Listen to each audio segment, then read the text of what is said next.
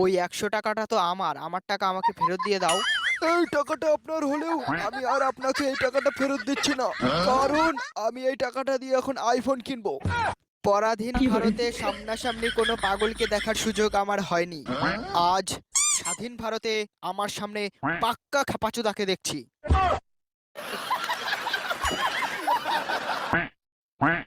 এই গুটকাখোর, এখানে কোনো ফ্রি ফায়ারের বান্দা লুকিয়ে আছে? এই শালা, মুখে বলতে পারিস না?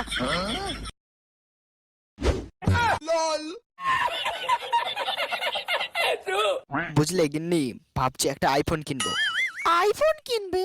কত টাকা তুমি কোথায় পাবে? কিডনি বেচে? তুমি আবার কার কিডনি বেচবে?